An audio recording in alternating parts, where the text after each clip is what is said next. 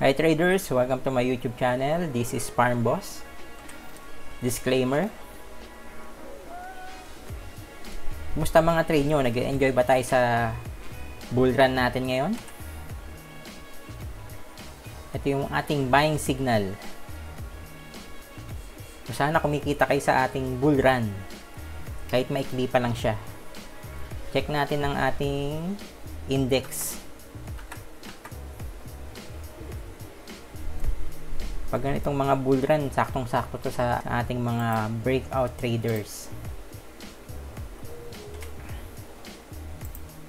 Madaming nagbe-breakout. Yun, no?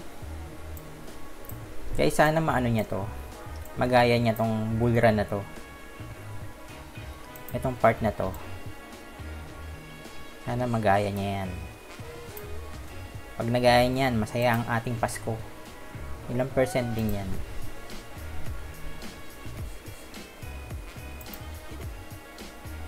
21%. So, nasa ilang percent pa lang tayo?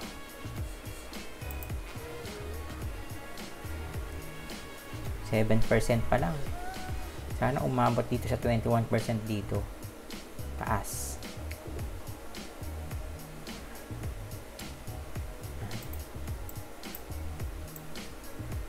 Abot na 71,000. Pero, ano to, wishful thinking. Kailangan mabasag muna ni index yung mga resistance dito. Ito. Sana mabasag niya yan bukas. Then meron pa dito. At kung nakalampas sa dyan, meron pa tayo dito sa taas ng Darvas box. So yun, sana mabasag niya. Pwede naman niyang unti-untiin.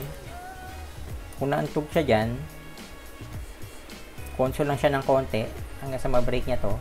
Nauntog uli siya dun sa susunod na resistance, pwede siyang mag-console uli. Tsaka niya i-test yung taas ng Darvas box. Yun. Okay guys, sana madami kayo nasasakyan ngayong bull run.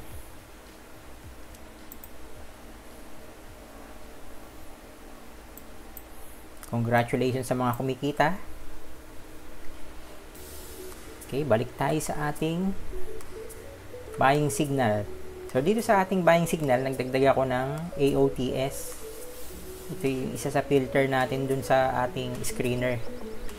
Kasi, madaming lumalabas pag regular lang yung, pag itong tatlong filter lang na to yung ginamit ko, madaming lumalabas. So, nagdagdag ako ng AOTS. Yung AOTS, ano siya, naka-align yung mga MAs niya. MA20, MA50, MA100. Mas mataas dapat yung MA20 sa MA50. Tapos yung MA50, mas mataas dapat sa MA100. So, yesterday, wala lang nag-breakout sa ating mga top 5 picks. Pero okay lang yun. Ito pala, screener. Meron tayong video ng screener na ginawa. So, hanapin nyo na lang. Ganito yung itsura niya. Nasa channel natin. Pinaliwanag ko din dyan yung ating buying signal. Kung paano tayo mag-screen ng mga stocks.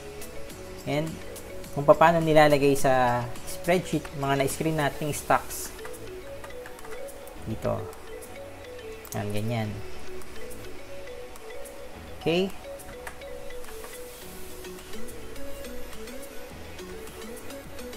Yung last nating top 5 picks walang nag-breakout, pero i-retain nyo pa din yung mga stocks na chine-check natin kasi hindi natin alam kung kailan siya magbe-breakout talaga. Ang importante, yung structure nila ay okay pa. Tapos tingnan natin yung mga nag-breakout dito. Nakadaming video na din pala ako. Etong Now. Top 5 picks natin siya nung October 5, 2020. Check natin si Now. Kung nakailang percent ka na dapat. Kung nabenta mo siya sa pick.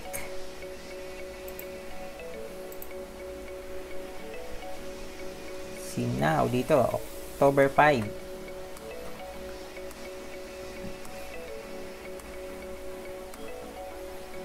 Yun, nag-breakout siya ng October 5, oh. Kung nakabili ka dito, sa breakout niya, tapos nakabenta ka ng peak niya, wait lang ulit.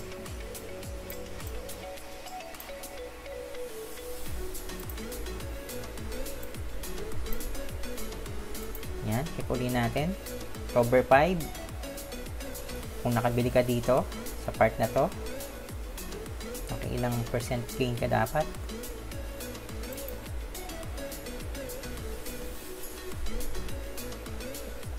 Around 60%.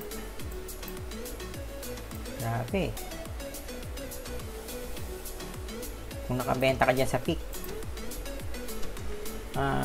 Nag-ano yata ito eh. Nag-ceiling pero bumalik. Pero kung nakabenta ka dyan, congrats, ang galing mo. Pero kung dito ako nakabenta sa baba ng candle, sa body ng candle, 31% pa din. Diba? Okay na okay. So, ayan. Tapos isa pa sa mga nag-breakout sa atin, si Now, tapos ito, si MBT, si SPC, tsaka si EI, nag-breakout na din to. Pero, hindi siya kinabukasan. Kung hinintay nyo siya, dito si EEI, nag-breakout dito noong October 14. Si MBT, di ko alam kung kailan nag-breakout to, pero nag-breakout na din to. Tapos si SPC, nag-breakout na din to. Hindi ko lang matandaan kung saan. Pero breakout na din sila. Ang isa pang nag-breakout, ito si NI. Ito. Kung hawak mo pa siya ngayon or nakabenta ka sa peak, tingnan natin kung ilang gain ka. So, ito yung plan natin. 2.20 to ang bili. So, kung nakabenta ka sa peak, nung nagparabolic siya,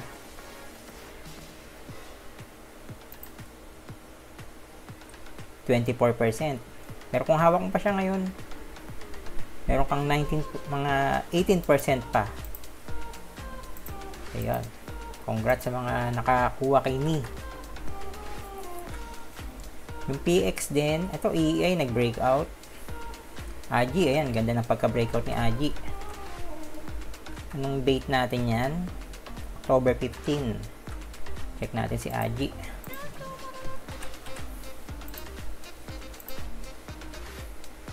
Tsaka note na din tayo kay AGI. Ayun. October 15. Yan, nag-breakout si AGI. Tingnan natin ulit. AGI, October 15. So, kung dito ka sa breakout nakabili, sabi na, 7.26.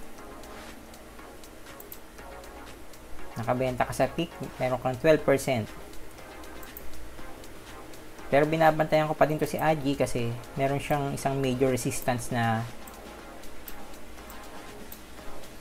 dapat i-break itong gap resistance dito.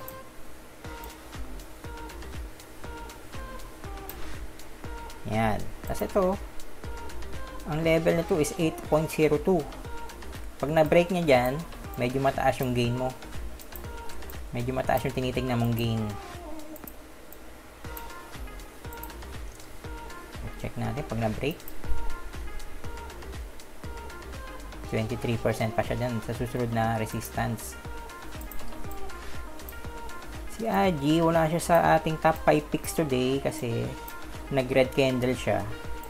So, bantayan nyo pa din. Basta't ma-break niya yung 8.02. Medyo maganda yung ano niya, yung chart. Okay, check pa natin yung iba. Si PX. So, nag-breakout si PX dito October 19. October 18 yata siya October 18 yata yung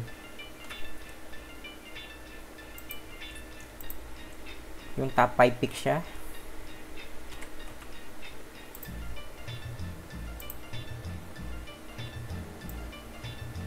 Kaso dito gap up. Hindi ka makakabili talaga sa breakout. Pero kung nakabili ka sa opening 5.60, pero mahirap humabol dito eh. Meron ka pang 15% gain kung nakabenta ka sa peak.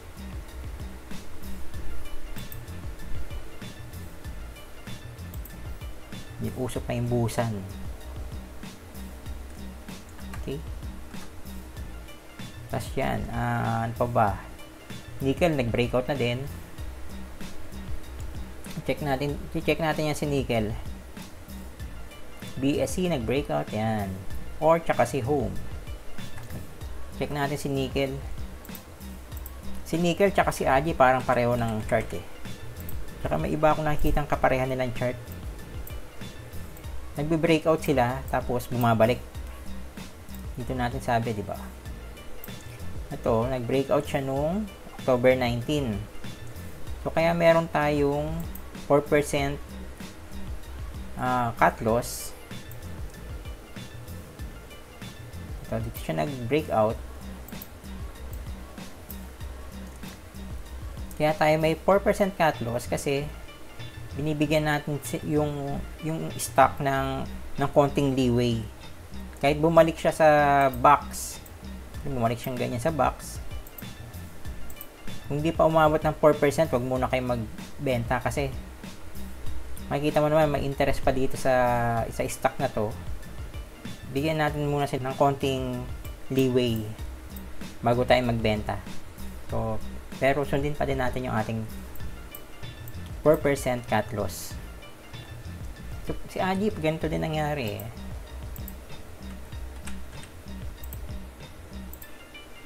Ngayon, bumalik siya sa Darbas box. Pero hindi naman niya na-hit yung cut loss natin. Bigyan natin sila ng konting chance magpahinga kasi baka nahihirapang mag-breakout to, tas magpahinga ng konti, dumiretso na. Okay guys, so yung mga nasa top 5 picks natin, lagay nyo lang sila sa watch list nyo, tapos check nyo yung chart kung ano pa, kung okay pa yung structure nila. At baka sa mga susunod na araw mag-breakout yung mga yan. Okay guys, ito yung ating top 5 picks for October 22, 2020, Friday. Pa, Bcore, AT, TBGI, tsaka CNPF. Check natin mga chart nila.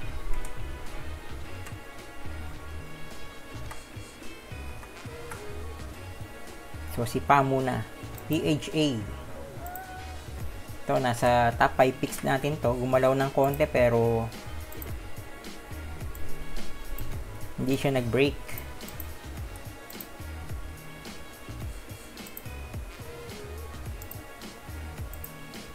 So, ayan yung plan natin kahapon. Gumalaw siya. Green candle. Pero hindi niya na-break yung Darbas box. Yung RSI niya nasa 73 na. Yung volume niya below average pa. So sana pag nag-break to above nitong Darbas box, kasama yung volume sa pagtaas. Tapos kung pan kayo ng crosses, nag-cross yung MA20 tsaka MA200. Okay, ito yung plan natin kay Pa. So ang ating breakout level 0.3,000. Sabi natin bili tayo 0.3050. Kasi ang ating possible TP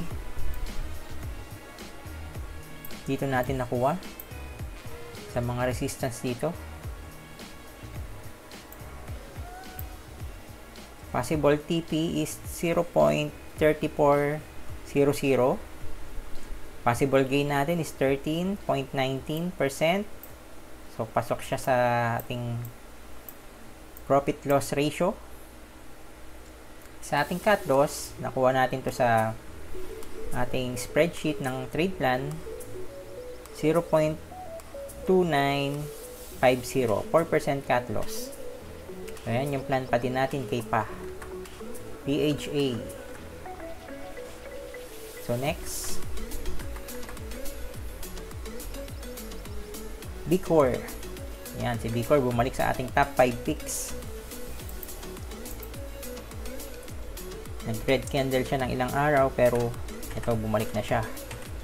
Tingnan natin kung may lakas na siyang mag-breakout.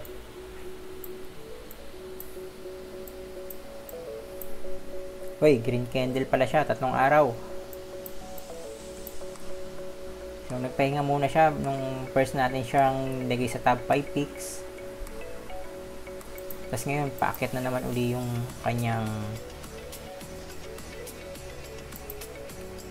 price. Check natin kung this time.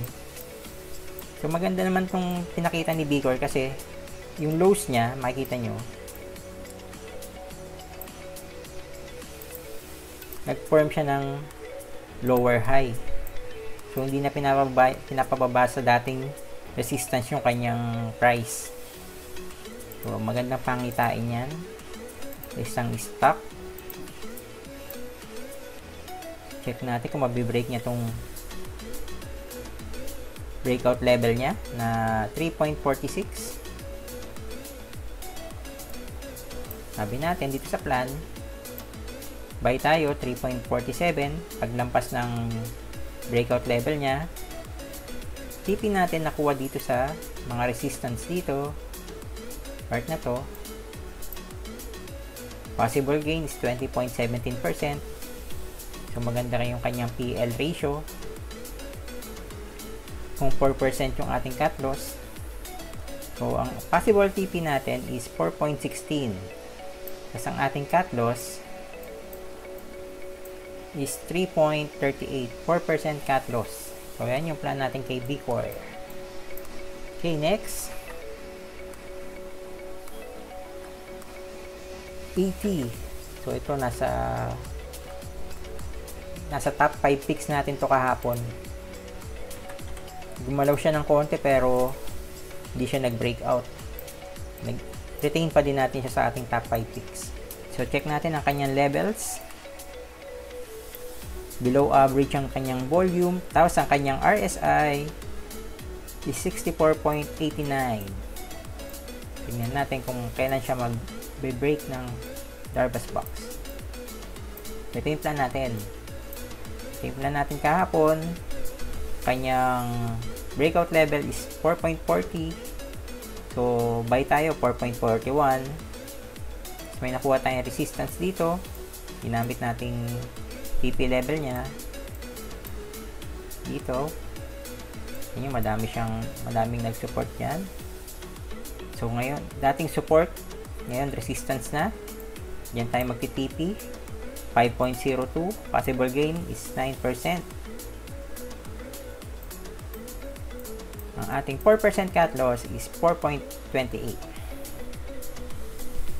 Okay guys, yan yung ating plan kay AT. Next, TBGI. TBGI, nagbalik uli sa ating top 5 picks. So yun guys, retain nyo lang yung mga dating top 5 picks kasi pag gumalaw sila, pwedeng siyang bantayan uli eh. Pag gumalaw silang pataas, pwede niyang bantayan uli. So, ito, 2 beses na siya nag-green. Nag-positive yung price niya. Or nag-gain. Red candle siya kahapon, pero gain siya dito sa kanan. Check natin yung plan natin dati kay TBGI. So, pag nag-plan din pala kayo, save nyo na yung inyong chart para hindi na kayo uulit na plano ng plano. So, ito ang breakout level natin is 0.25. Sabi natin, buy tayo. 0.2550. TP natin is 0.2900. So, nakuha natin yung ating TP level dito. Dito sa resistance dito. Possible gain, 15%. Ang cut loss natin, sa spreadsheet natin ng trade plan, is 0.2450. So, tingnan natin si TBJI kung kaya niya na mag-break. Medyo lumiit lang yung kanyang volume. Sana madaming magka-interest. And then, kanyang RSI ay nasa 61. Okay, next. CNPF. Bago lang ito sa ating top 5 picks. Yan, may Darvas box na pala siya. Ito yung AOTS pala. Itong kulay green. Ito yung MA20, mas mataas siya sa MA50. Itong kulay blue. Tapos itong kulay pink, mas mababa siya sa MA50. Kasi itong kulay red, ito yung MA200. Sinama ko na din siya. Pero ang usual na AOTS talaga itong 20, 50, tsaka 100. So, ayan. Nilagyan ko na ng Darvas box si CNPF. So, ang kanyang breakout level 18.40. Sabihin natin, bibili tayo sa 18.42.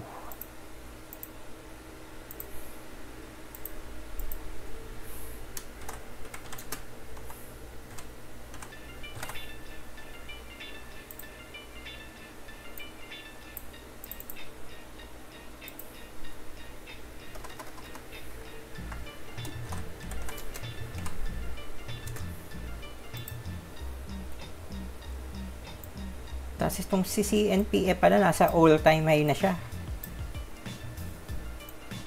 Papunta na siyang all-time high. So, ito yung ano niya. Ito yung resistance niya. Kung body kukuhain natin, dito resistance niya, 18.97.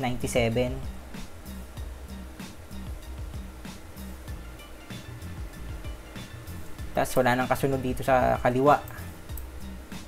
So, yan na yung all-time high niya.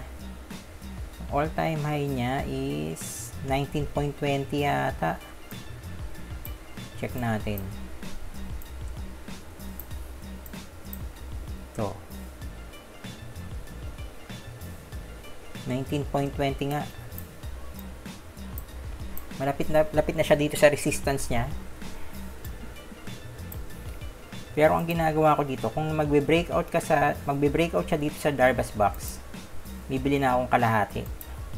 50% ng usual position ko. Sintayin ko na lang kung mabe-break niya tong 18.97 na to, or yung itong peak niya 19.20. Yan.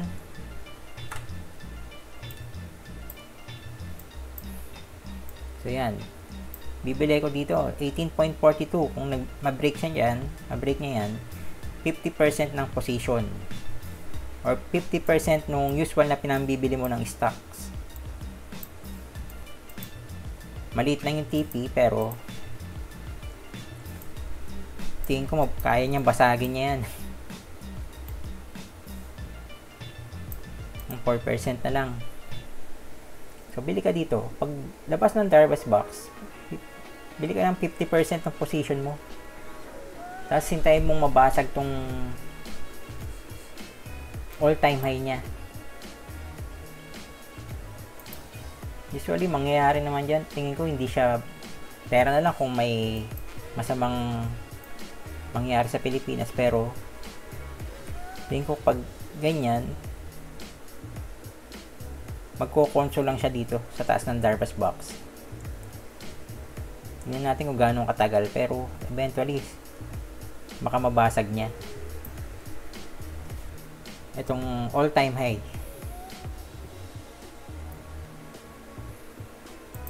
Okay, yan yung plano natin guys. Possible TP lang to pero kung di niya mabasag yan, wag na kayong magbenta dyan. Hintayin nyo talaga mabasag siya or bumalik siya dito sa Darvas box.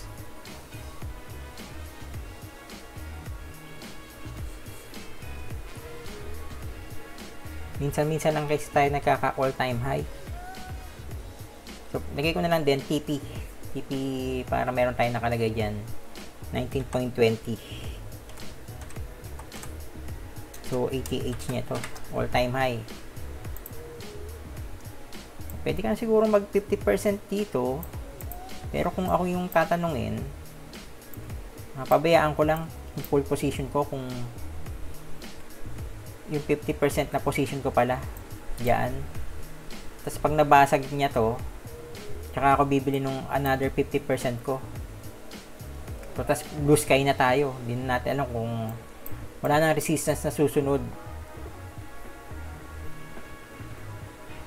Siguro ang mga magiging resistance na lang nito yung mga whole numbers. Itong 20.00, 21.00, 20.50. So yun yung tinitignan natin. Pero itong all-time high niya, pag ganitong malapit na siya dito sa all-time high, eventually mabibreak niya yan. So, tingnan na lang natin. So react na lang tayo pagka hindi gumana sa bias natin yung galaw ng price action. Pero ngayon, naggagawa siya ng lower highs. So medyo magandang pangitain to. Magandang senyales. So, check natin. Hintayin natin ma-break niya muna tong ano natin, 18.40. React na lang tayo kung nagkakaroon tayo ng 4% loss or 4% cut loss, or kung mag-stay siya dun sa ginawa natin drawing kanina, mag ano siya dito sa taas ng Darvas box, mag-consolidate uli siya dito sa taas ng Darvas box. Hintayin uli natin siya mag-breakout bago tayo bumili ulit nung ating natitirang 50%. So ayun guys, yun yung plano. Ang cut loss natin dito kay CNPF 18.42, 18.42.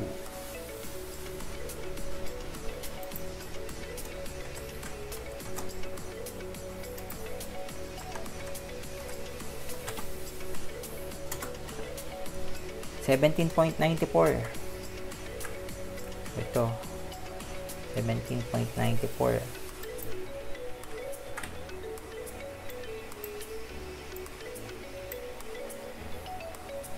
%4 cut loss natin.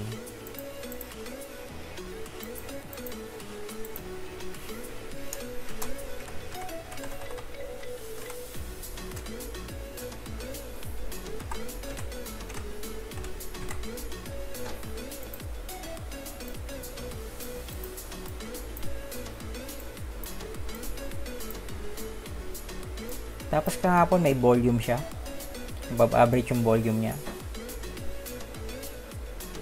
RSI niya nasa 60.78, medyo mababa. Pero tingin ko pagka nabasag niya yung Darvas box, malapit na sa 70.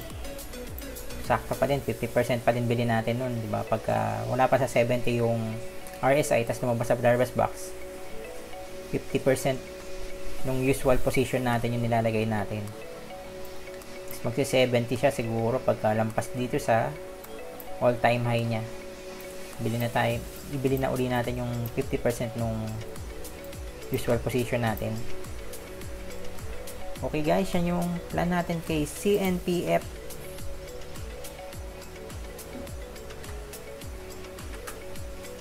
Okay, last na pala yun guys. Good luck bukas sa atin. So ito ang ating quote for the day. As a billionaire, most people are interested in what types of cars I drive, instead of asking me what types of books gave me the drive to be successful. Ayan yung sabi ni Lolo Warren. Please subscribe and like my videos. And follow me pala sa aking Facebook page, facebook.com/farmboss trading. Maraming salamat po sa panonood and good luck sa atin lahat bukas and God bless.